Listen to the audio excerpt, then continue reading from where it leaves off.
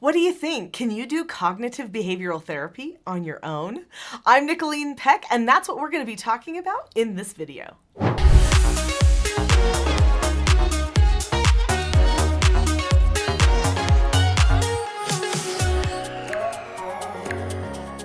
I'm recognized around the world as a behavioral specialist, a relationship specialist, and a person who focuses on self-government. Self-government is a key component to practicing your own cognitive behavioral therapy. We're going to talk in this video a little bit about cognitive behavioral therapy and some key steps that you can go through to perform your own cognitive behavioral therapy at your house.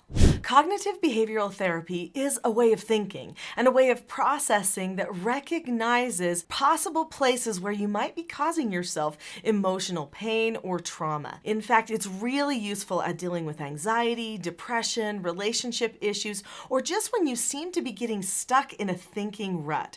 For many years, I did treatment foster care for youth ages 12 to 18, and we practiced a lot of cognitive behavioral therapy at my home as we were helping these youth conquer a lot of the problems in their lives.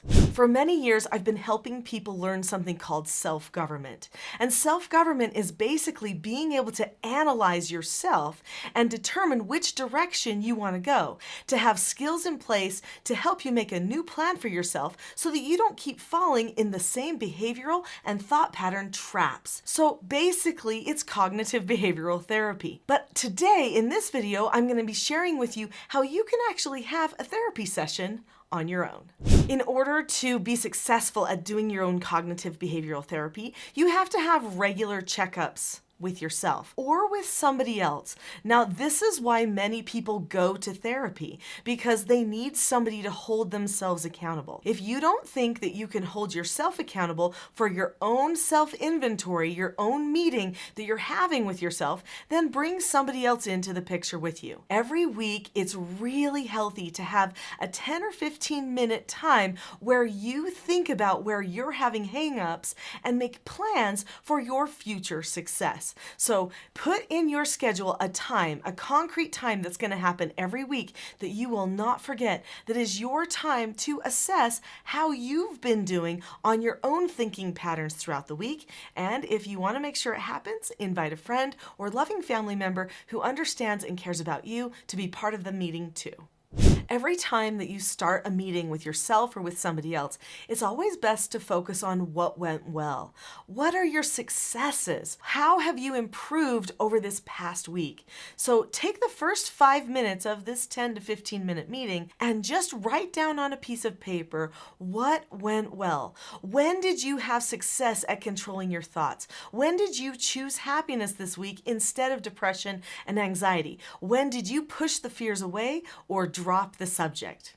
A key part of teaching self-government is learning how to tell yourself to drop the subject in many different situations. In fact, in the teaching self-government communication model, we focus on teaching ourselves key skills like how to be calm, how to drop the subject, how to disagree appropriately with other people, which could also be applied to disagreeing appropriately with ourselves. So the first step to disagreeing appropriately after you look at the person, keep a calm face, voice, and body, is to say that you understand the other person. So you show some appreciation, some time of gratitude and connection with that other person. Well, at the beginning of your own cognitive behavioral therapy session, you want to make sure that you acknowledge the good things you've done. Even though you see your mistakes with a glaring lens, let's not start there. You do good things throughout the week. Everybody does. Put your focus on that first, and it will change the tone of your entire therapy session.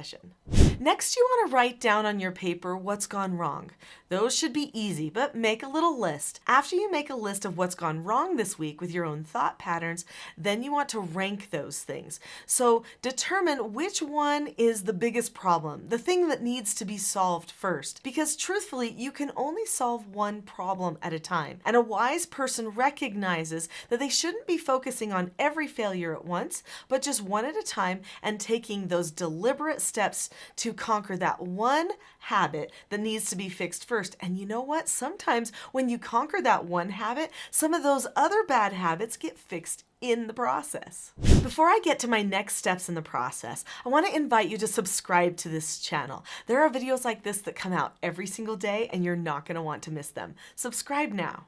After you've made your list of where you've gone wrong this week in your thought patterns, the next thing you want to do is you want to list exactly what those thought patterns were. Things that you thought in your mind like, I always fail at this, or I'm never good at this, nobody likes me, I'm annoying people. Whatever it happens to be that goes through your mind that starts you shutting down, getting depressed, detaching from the people around you, experiencing more anxiety and self-loathing. It's super important that you are able to honestly realize what your thought patterns are and how they trap you. So many of these thoughts like, I'm a failure, that's a very broad thought, super subjective too, and it's really wrapped in emotion. It's probably not completely true. That's the one thing that we recognize when we understand the process of sorting through our feelings, thoughts, and emotions,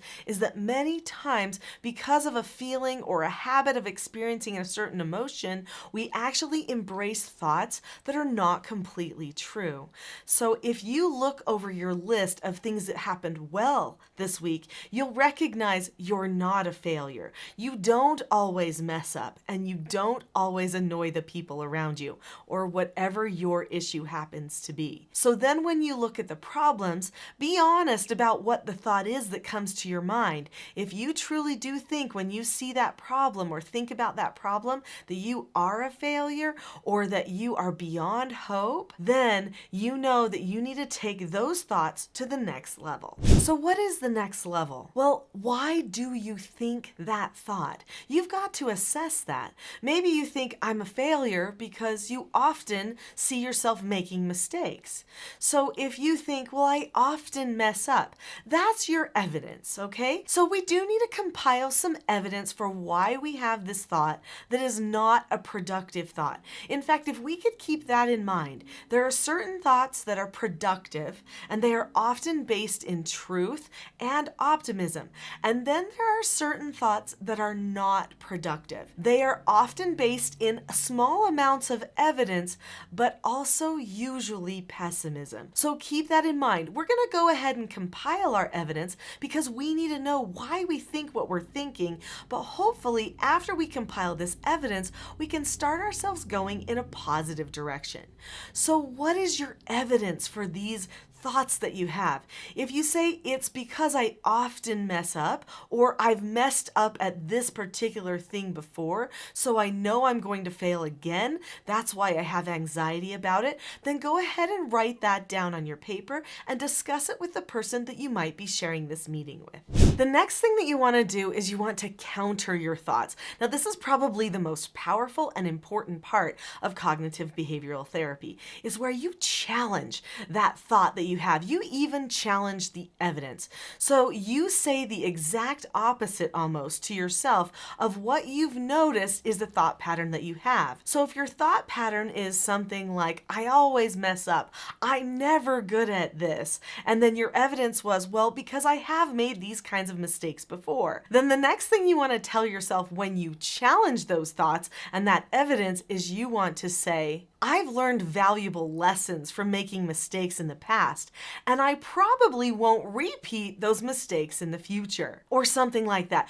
You need to declare the truth. In fact, the whole point of cognitive behavioral therapy, as far as I'm concerned, is to find the truth, the real truth that lies inside. You know it's there, but you push it away because you're worried about not measuring up every single moment of every day. Well, people make mistakes, people fall short sometimes, but we're always learning, even in those moments when things don't go perfectly. After you've challenged your thoughts and brought the truth to light, then you need to advise yourself, or maybe ask the other person you're sharing the meeting with if they will give you some good advice. Advise yourself as if you are advising a friend. You know, when you give a friend advice, you give them the benefit of the doubt.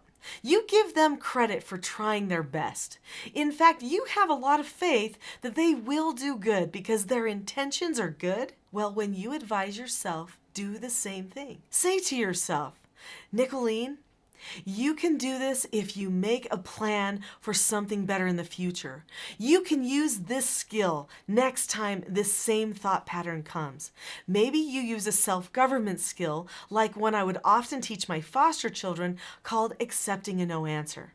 When a person accepts a no answer, they look at the person or the situation or the thought that's in their own head. They keep a calm face, voice, and body, and then they say okay to that, or they disagree appropriately with it. Well, you're going to want to disagree appropriately with that thought.